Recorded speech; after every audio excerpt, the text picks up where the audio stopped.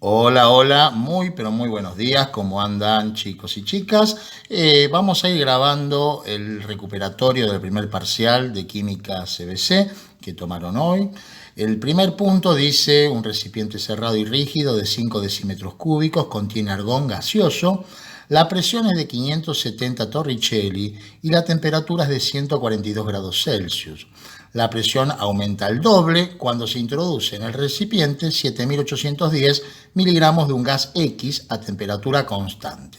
Calcular la masa molar del gas X expresada en gramos por mol. Entonces yo lo que voy a hacer en primera instancia es calcular cuántos moles tengo de argón. Como el volumen permanece constante porque tenemos un recipiente rígido y la temperatura es constante porque me lo indica también el enunciado, si se produce un aumento de presión, eso quiere decir que la cantidad de gas que yo tenía en el recipiente se duplicó también, o sea que conociendo el número de moles de argón voy a conocer el número de moles del gas X. Entonces planteemos ecuación de los gases ideales: presión por volumen sobre RT es igual al número de moles, ¿no? Despejando N. Bien, la presión está en torricelli, son 570. 760 torricelli es lo mismo que una atmósfera. Entonces, si tenemos 570 torricelli, bueno, lo pasamos a atmósferas, eso nos queda 570 dividido 760. 0,75 atmósferas es la presión. Entonces, vamos reemplazando 0,75 atmósferas por el volumen, que me dice que son 5 decímetros cúbicos, 5 litros, sobre la constante universal de los gases. Y acá por la temperatura que me indica que es de 142 Celsius, le vamos a sumar 273 para pasarlo a Kelvin, serían 415 Kelvin. Y eso me va a dar el número de moles. Hagamos la cuenta: 0,75 por 5 dividido 0,082 dividido 415. Me queda que el número de moles es 0,11. Bien.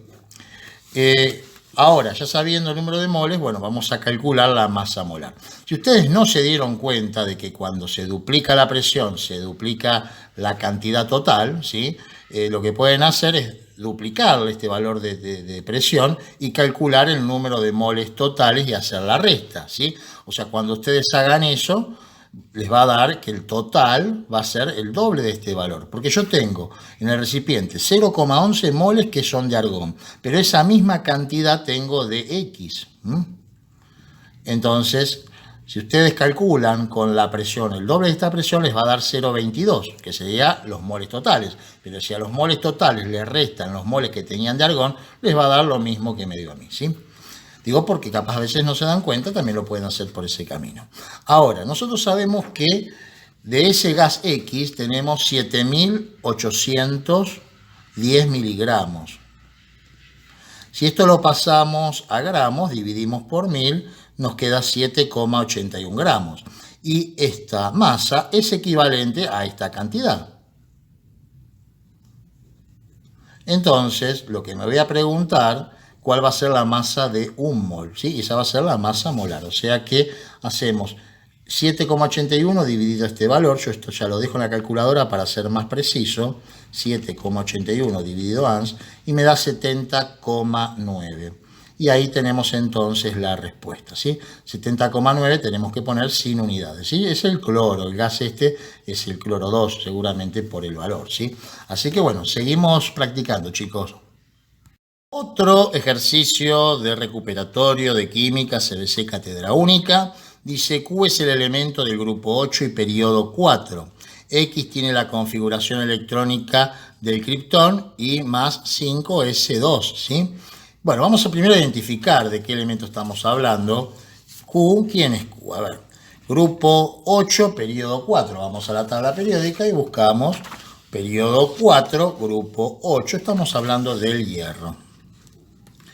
Ahora, X tiene la configuración electrónica del criptón más 4S2, o sea, 2 lugares más adelante estamos hablando del estroncio, ¿sí? Que tiene, acá mismo inclusive en su propia tabla les dice, la del criptón 5S2, o sea, con buscar no se les va a complicar. Entonces tenemos que el otro elemento es el estroncio, que sería X. X igual a estroncio. Dice después, X pertenece al grupo de los metales alcalinos. La afirmación es falsa porque pertenece al de los metales alcalinos térreos. Los metales alcalinos son el primer grupo, ¿eh? Exceptuando el hidrógeno, por supuesto. Después dice, ambos elementos pertenecen a grupos representativos. Eso es falso. El estroncio sí es representativo, pero el hierro está dentro de los metales de transición, ¿sí? De los elementos de transición. O sea que la afirmación es falsa. Después dice, la configuración electrónica externa de X, o sea, del estroncio, es 4s2, 4p6, 5s2. Falso. O sea, 4s2 y 4p6 no. O sea, solamente 5s2 es la configuración electrónica del estroncio, ¿sí? Después me dice que Q, el hierro es un metal de transición. Ahí tenemos la afirmación verdadera. Después me dice que X es menos electronegativo que Q. X es el hierro y el hierro contra el estroncio, o sea, X es el estroncio. ¿El estroncio es menos electronegativo que el hierro? Sí, efectivamente, está más a la izquierda, más abajo, que es menos electronegativo, por lo tanto esa afirmación es verdadera. Voy anotando D y E. Bien, a ver qué más. Ya es la última. X forma cationes divalentes isoelectrónicos con el argón. X, que es el estroncio, tiende a formar cationes divalentes, es verdadero, ¿sí? Pero ¿qué pasa? Cuando pierde dos electrones va a ser isoelectrónico con el criptón, no con el argón, por eso la afirmación es falsa. Entonces, D y E sería la respuesta correcta, D y E sería esta de acá. Listo, chicos, vamos con otro. Bueno, muy buenas tardes, vamos con otro ejercicio del recuperatorio que es para pensar y mucho, ¿sí? O sea, lo que vamos a hacer es tratar de simplificarlo para que ustedes puedan comprender, porque si no tienen que estar muy cancheros en porcentajes, en moles y gramos, o sea, las relaciones que se pueden llegar a dar, ¿sí? Dice así, masas iguales de los compuestos. Fíjense, el compuesto que puede ser benceno, ¿sí? Carbono 6, hidrógeno 6, y carbono 2, hidrógeno 2, ¿sí? Tienen, o sea, masas iguales de dos compuestos, que si yo simplifico acá la relación, es decir, 6 y 6 me queda 2 y 2, o sea que la relación entre los átomos, ¿sí? Entre los átomos de hidrógeno y de carbono dentro de esta molécula es exactamente igual a la relación entre los átomos de hidrógeno y carbono en la otra. Pero bueno, me empieza a relacionar, o sea, nosotros tenemos masas iguales, me empieza a relacionar con los porcentajes en masa del hidrógeno, el porcentaje en masa del carbono. Bueno, con las cantidades también nos hace una serie de afirmaciones. Entonces, yo lo que les aconsejo en este ejercicio es hacer lo siguiente, si no están muy cancheros con los porcentajes, es inventar una masa, por ejemplo, 10 gramos de este compuesto, y por otro lado 10 gramos, ¿sí? Iguales masas de carbono 2, hidrógeno 2. Y bueno, veamos entonces, si yo tengo 10 gramos de carbono, ¿cuántos gramos voy a tener de hidrógeno acá? Y lo mismo de este lado para ver qué porcentaje, ¿sí? Tengo de ese total. O sea, ¿cómo hacemos para determinar eso? Y bueno, vamos primero a buscar la masa molar. La vamos a anotar acá, tengo 6 por 12 del carbono. Lo voy a anotar por separado, así, fíjense. 6 por 12 del carbono me da 72. Más 6 por 1 del hidrógeno y todo me da 78. O sea que si yo tengo 78 gramos del compuesto, 6 de esos gramos van a ser de hidrógeno, ¿sí? Lo mismo voy a plantear acá.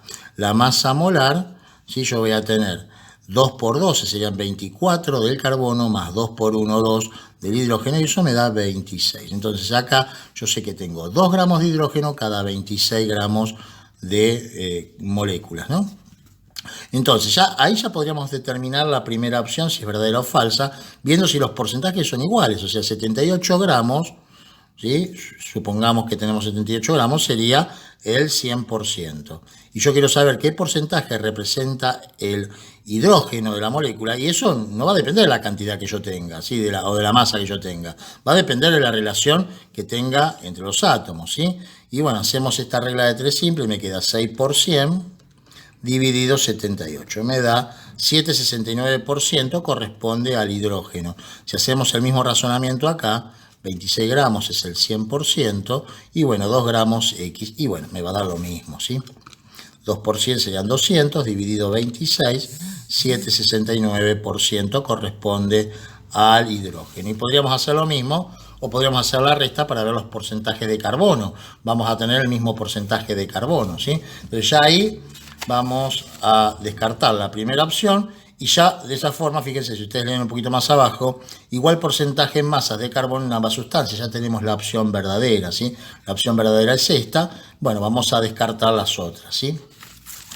Acá después me dice que voy a tener distinta cantidad de carbono en ambas sustancias. Y bueno, a ver, calculemos qué cantidad tendríamos. Calculemos en 10 gramos qué cantidad de átomos de carbono. Pasemos esto a moles, ¿sí? 78 gramos es un mol. 10 gramos X. Si hacemos 10 dividido 78, y eso me da 0,128 moles de moléculas. Pero de carbono voy a multiplicar por 6, porque cada molécula tiene 6 átomos de carbono, por 6 me da 0,769. Ahora, hagamos lo mismo con los otros 10 gramos del compuesto. Acá 26 gramos es lo mismo que un mol, 10 gramos X, ¿sí? Hacemos 10 dividido 26 y eso me da 0,385 casi, ¿sí? Pero como cada molécula tiene 2 átomos de carbono, multiplico por 2 y ¿qué me da? Me da exactamente lo mismo, ¿sí? O sea que la afirmación es falsa, porque me dice distinta. Distinta masa de hidrógeno en ambas sustancias. Bueno, veamos qué pasa con la masa de hidrógeno. Si yo tengo 78 gramos del compuesto, de este compuesto, ¿sí? Ahí voy a tener dentro 6 gramos de hidrógeno, dijimos, ¿no? Ahora, nosotros contamos con 10 gramos del compuesto. Bueno, ¿cuánto vamos a tener? 60 dividido 78 me da 0,769, ¿sí? Qué curioso estos números, ¿no? Ahora, si hago lo mismo con el otro compuesto, si yo tengo 26, cada 26 gramos de compuesto voy a tener 2 gramos de hidrógeno, ¿no? Entonces, en 10 gramos, X, hacemos 20 dividido 26 y me queda 0,769, o sea que es igual, ¿sí? Entonces, la afirmación es falsa porque me dice distinta. Bueno, esta ya la discutimos, dijimos que es la correcta. Vamos con la última que dice igual número de moléculas en ambas sustancias. Ahora, si yo calculo que tengo igual cantidad de moles, puedo decir que tengo igual cantidad de moléculas, ¿sí? Entonces vamos a relacionarlo con los moles para no tener que hacer tanto cálculo. Igual número de moléculas. Bueno, nosotros vamos a calcular igual número de moles y ahí vamos a ver que la afirmación es falsa. Porque acá 78 gramos es un mol, 10 gramos X, ¿sí? Y acá 26 gramos es un mol, 10 gramos X. Obviamente esto me va a dar valores distintos, ¿sí? Entonces la afirmación, al ser cantidades distintas, voy a tener distinto número de moléculas también. Bueno, chicos, espero que lo hayan entendido porque estaba bastante engorroso este. Saludos. Buenos días, vamos con otro ejercicio del recuperatorio de química de CBC. Dice, se dispone de un metal con las siguientes propiedades.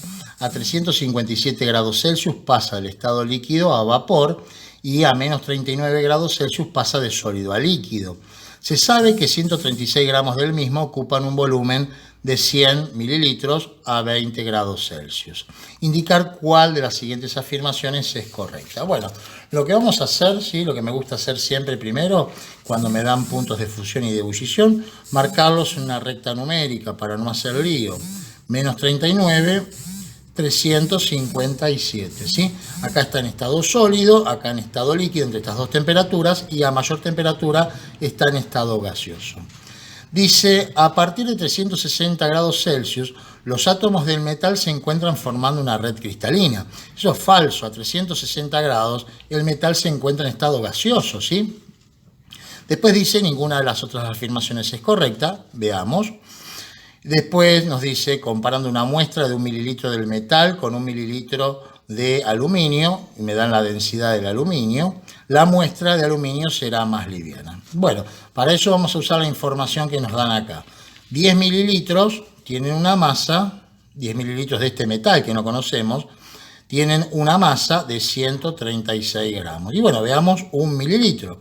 Y un mililitro va a ser 136 dividido 10, nos queda 13,6 gramos. En cambio, la densidad del aluminio, un mililitro de aluminio van a ser 2,7 gramos, ¿sí? 2,7 gramos por mililitro. Por lo tanto, la afirmación es verdadera. La muestra de aluminio será más liviana. Ahí tenemos la opción correcta. Después dice, una porción de 20 gramos del metal ocupa un volumen de 272 mililitros a 20 grados Celsius. Recuerden que el valor que nos dan a nosotros, ¿sí? O sea, la masa y el volumen que me dan es a 20 grados Celsius. Entonces, si 136 gramos es lo mismo que 10 mililitros, hagamos una regla de 3 simple. Nosotros tenemos 272 mililitros. ¿Qué masa va a tener? O podría poner 20 gramos acá y calcular el volumen, es exactamente lo mismo, pero ya fíjense que esto ya no da, ¿sí? Por lejos no da. 272 por 136 dividido 10 nos queda, a ver, creo que hice lío acá, 272 por 136, no hice lío, dividido 10 me da 3.692 gramos. Y si lo planteamos al revés, 136 gramos es lo mismo que 10 mililitros, 20 gramos, y bueno, va a ser 20 por 10, que es 200, dividido 136, me quedan 1,47 mililitros. Por lo tanto, la afirmación es falsa. Y después, por último, me dice que a menos 40 grados Celsius se encuentra en estado líquido. Entonces, a menos 40 grados Celsius, ¿sí? Menos 40 se encuentra en estado sólido, por lo tanto la afirmación es falsa. La opción verdadera era la 1, 2, la tercera, ¿sí? Bueno, seguimos practicando. Bueno, muy bien, vamos con otro ejercicio que se presentó en el recuperatorio, quiero decir, de química. La acetona o propanona es uno de los disolventes generales que más empleo tiene en la técnica industrial y profesional. Es un eficaz quitamanchas y es muy utilizado para quitar el esmalte de las uñas. Su densidad es 832 kilogramos sobre metro cúbico a 25 grados. Calcular la masa expresada en gramos de 500 mililitros. El ejercicio en realidad es muy sencillo. La única complicación que presenta son las unidades que tiene la densidad, ¿sí? Yo voy a hacer la conversión, pero esto, cuando está en kilogramos sobre metro cúbico, para pasarlo a gramos sobre centímetro cúbico, se divide por 1000, ¿sí? Es la regla. Pero bueno, para no recordar reglas, bueno, necesitan conocer equivalencia, ¿sí? Entonces, yo quiero que se vaya kilogramo acá, lo pongo en el denominador para poder simplificar y quiero que aparezca como unidad de masa el gramo, porque yo lo quiero llevar a gramos sobre mililitros, ¿sí? Entonces, un kilogramo, ¿sí? Va a ser igual a 1000 gramos. Siempre le ponemos el 1 a la magnitud mayor, ¿sí? O a la unidad mayor. Un kilogramo son 1000 gramos. Ahora, yo quiero que se vaya a metro cúbico. Bueno, agregamos otra fracción donde ponemos metro cúbico y acá ponemos centímetro cúbico, ¿sí? El más grande es el metro cúbico.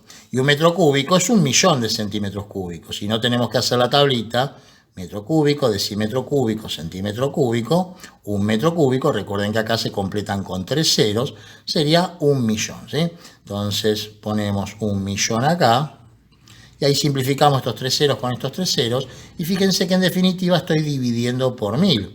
Al simplificar las unidades, kilogramo se va con kilogramo, metro cúbico con metro cúbico, me queda que la densidad es 0,832 gramos por centímetro cúbico por mililitro, que es lo mismo. Entonces, conociendo yo la densidad, planteo densidad es igual a masa sobre volumen. Me están dando 500 mililitros y me preguntan qué masa tiene. Entonces podemos reemplazar, el volumen lo paso ya multiplicando y ahí tendríamos la respuesta, ¿sí? Quedaría 0,832 por 500 y esto me da 416 gramos, ¿no? Porque mililitros se va con mililitros. Y de esa forma terminamos el ejercicio. ¿Se podría haber hecho de otra forma? Sí, habría que pasar estos 500 mililitros a metros cúbicos, seguir el procedimiento, calcular la densidad, pero la masa ahí me hubiera dado en kilogramos. Entonces ese resultado había que pasarlo, si nos queda en kilogramos, a gramos, porque en esa unidad nos piden. Bueno, seguimos practicando, chicos. Bueno, muy bien, vamos con otro ejercicio del recuperatorio de química del día de hoy. Dice el ángulo de enlace, ¿sí? Hidrógeno, azufre, hidrógeno en el ácido sulfídrico, es de aproximadamente 109 grados. Si nosotros hacemos la estructura de Lewis del sulfídrico, ¿sí? Nos quedaría, tenemos el azufre que tiene 6 electrones, el hidrógeno unido, y bueno, ¿esto qué geometría va a presentar? Va a presentar geometría electrónica tetraédrica. Por lo tanto, el ángulo de enlace es aproximadamente 109 grados, por lo tanto la afirmación es correcta. El siguiente ítem, el punto de fusión del metanol, ¿sí? Es un alcohol orgánico que hace puente de hidrógeno, es menor que el del fluoruro de potasio. Bueno, acá la afirmación es falsa porque estamos comparando una molécula con un compuesto iónico. Los compuestos iónicos tienen puntos de fusión mucho más elevados que las moléculas, ¿sí? Después dice el ion nitrato tiene geometría piramidal. Si hacemos el nitrato, tenemos el nitrógeno que tiene 5 electrones. Vamos a primero a poner el oxígeno, acá la carga negativa. Pongamos primero todos los elementos. Este electrón se lo damos al oxígeno. El oxígeno tiene 6 electrones de valencia. El nitrógeno 5. O sea que ahí este oxígeno ya completó su octeto. Y bueno, acá van a tener que compartir 2 pares de electrones con este oxígeno. Y bueno, fíjense que ya el nitrógeno tiene sus 5 electrones y comparte 3, ya llega a 8. Hacemos una unión dativa acá. Pero todos los electrones del nitrógeno están todos enlazados. Y esto presenta ¿qué geometría? Presenta una geometría triangular, ¿sí? O sea, al ser triangular, el ángulo es de 120 grados y no, nos decía que tenía piramidal. Piramidal no es, ¿sí? Siguiente afirmación. Este óxido del cloro es no polar, dicen. Bueno, ya a simple vista se puede observar que sí es polar, por lo tanto la afirmación es falsa. ¿Cómo? Y bueno, porque al unir el cloro con el oxígeno, fíjense, el cloro tiene 7 electrones de valencia, el oxígeno 6. Y bueno, esto va a presentar, al tener pares de electrones libres el oxígeno, ¿sí? Esto ya va a presentar polaridad a esta molécula, ¿no? Si nosotros queremos determinar la geometría electrónica, va a ser también tetraédrica, al igual que pasó con el sulfuro de hidrógeno. Entonces la afirmación es falsa. Después dice, el estado de oxidación del fósforo en este anión es +3. Bueno, esa afirmación también es falsa, porque nosotros tenemos el fósforo, acá 3 cargas negativas, el oxígeno aporta 8 cargas negativas, por lo tanto el fósforo está con 5, fíjense, 5 menos 8 me da en total -3. Entonces, ¿cuáles son las opciones que nos dieron correctas? El ángulo de enlace acá es verdadero, el punto de fusión del metanol es menor que el del fluoruro de potasio, serían estas dos las afirmaciones verdaderas, ¿sí? Entonces, A y B son correctas y ahí terminamos con el ejercicio. Seguimos practicando, chicos. Bueno, muy bien, buenos días. Vamos con otro ejercicio que tomaron en el recuperatorio del día de hoy de Química CBC. Dice el dietiléter a 20 grados y a una atmósfera de presión es un líquido incoloro muy inflamable cuya densidad es de 0,713 gramos sobre centímetro cúbico. La cantidad de carbono presente en 500 mililitros de dietiléter en las condiciones mencionadas se encuentra en el rango entre, y bueno, nos dan distintos intervalos, ¿sí? Lo primero que voy a hacer es pasar estos 500 mililitros con la densidad, lo vamos a pasar a gramos. Si densidad es igual a masa sobre volumen, el volumen pasa multiplicando, me queda densidad por volumen igual a la masa. Entonces, 0,713 gramos sobre mililitro por el volumen, que son 500 mililitros, eso nos va a dar la masa, ¿sí? Hagamos la cuenta, nos queda 0,713 por 500, nos da 356,5 gramos. Bien, ahora lo que vamos a hacer es calcular la masa molar del dietiléter para poder hacer lo que nos están pidiendo. Nos piden la cantidad de carbono. Bueno, entonces vamos a ver primero cuántos moles de moléculas tenemos, ¿sí? 4 por 12 del carbono, más 10 por 1 del hidrógeno, más 16 del oxígeno, la masa molar es 74 gramos por mol. O sea que 74 gramos es lo mismo que un mol, 356,5 gramos X cantidad. Hacemos 356,5 dividido ans, me da 4,817, vamos a poner 82 moles. Moles de moléculas, pero una molécula o un mol de moléculas, mejor vamos a hablarlo en moles, ¿sí? Un mol de esta molécula va a contener 4 moles de átomos de carbono. Entonces, yo tengo 4,82 moles de moléculas, bueno, voy a tener 4 veces más moles de átomos de carbono. O sea que por 4 nos da 19,3 moles de carbono. Entonces, la respuesta tiene que ser el intervalo que va de 18,7 a 19,8 moles, ¿sí? Y ahí listo, chicos. Seguimos practicando. Bueno, vamos con otro punto del recuperatorio de química de CBC, cátedra única. Dice, dado los siguientes compuestos, los compuestos que nosotros tenemos acá, a partir de las siguientes afirmaciones, bueno, tenemos que seleccionar las correctas, ¿no? Dice, el cloruro de hierro 2 en estado sólido está formado por iones de carga opuesta. Claro que sí, es verdadero, porque el cloruro de hierro es un compuesto iónico, ¿sí? Cloruro de hierro 2 lo podemos escribir, si queremos la fórmula, como es de hierro 2, va a llevar 2 cloruros. Y esto es un compuesto iónico. Los compuestos iónicos, ¿sí?, van a formar redes cristalinas, ¿sí?, con cargas opuestas. O sea que la opción A es verdadera. La siguiente opción. En el oxoácido, según su estructura de Lewis, el átomo central tiene un par de electrones libres. Identifiquemos el oxoácido. Este es el oxoácido, ¿sí? Ahora fíjense, si nosotros hacemos la estructura de Lewis, ¿sí?, de ese oxoácido, bueno, vamos a hacerlo en otra hoja porque ahí no tenemos mucho lugar.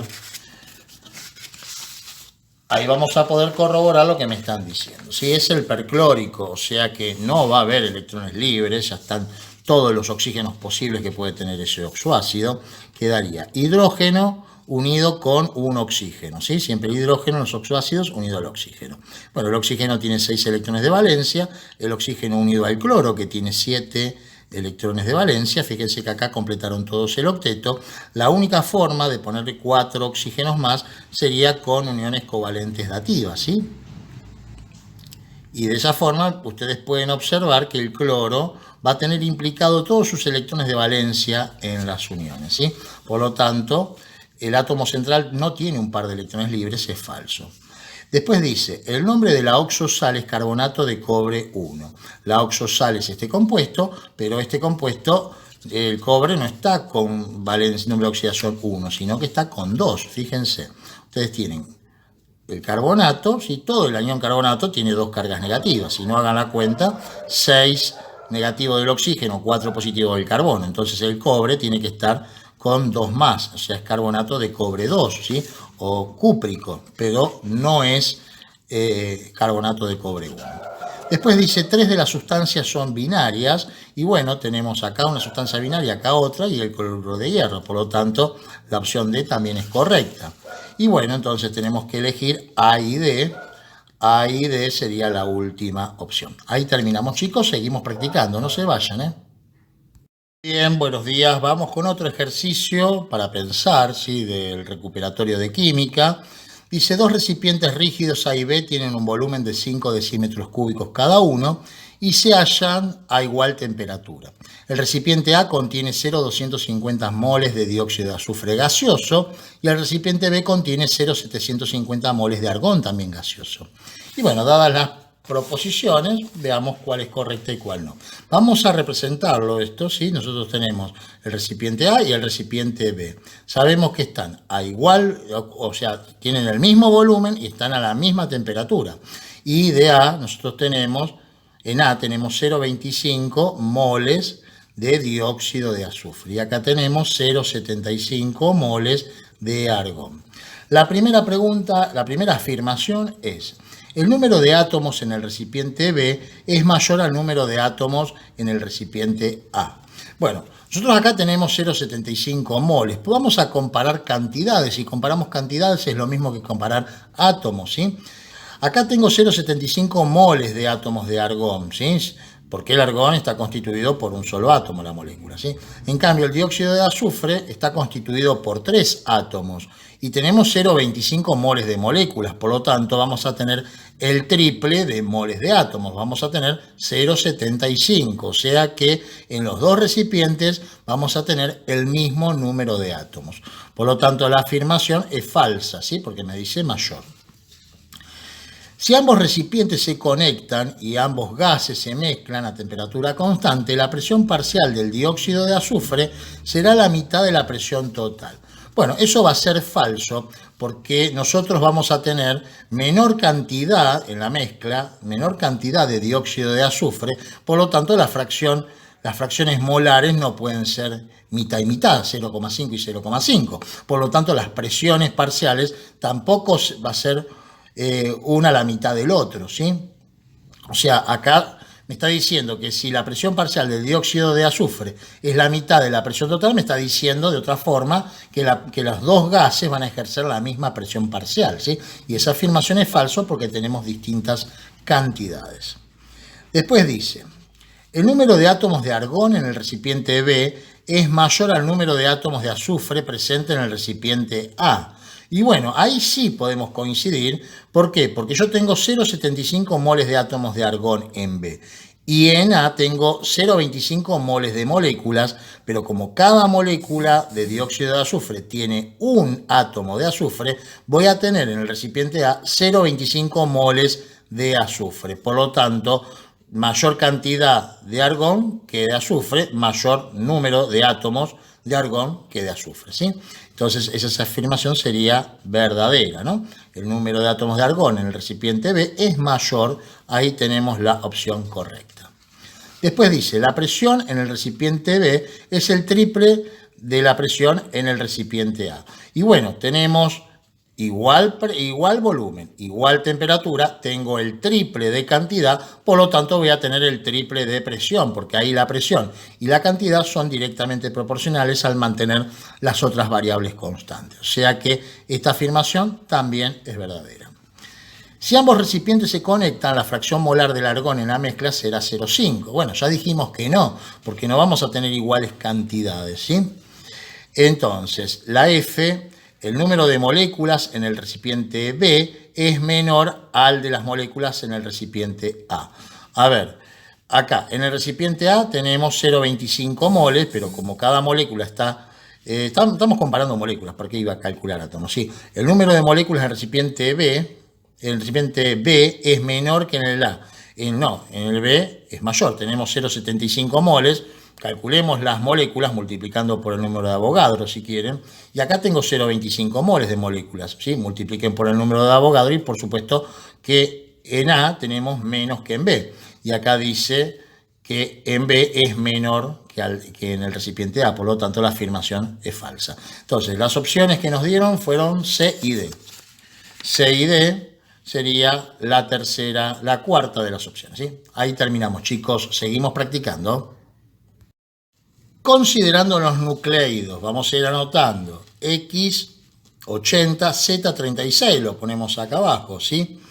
J79, dice su anión monovalente posee 36 electrones, o sea, J menos, anión monovalente, presenta 36 electrones. O sea que si no hubiera ganado este electrón tendría que tener 35.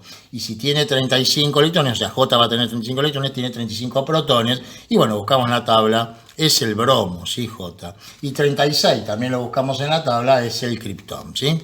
Entonces tenemos el bromo y tenemos al criptón. Bien. Indicar cuáles de las siguientes afirmaciones es correcta. Bueno, ninguna.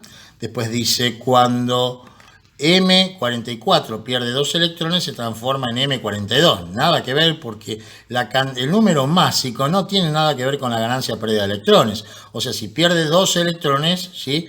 Va a quedar como catión divalente, pero el número másico no se va a ver afectado, ¿sí? Después dice X y J, ¿sí? Tienen distinto número másico y distinto número de neutrones. A ver, ¿tiene distinto número másico? Sí, lo podemos ver a simple vista.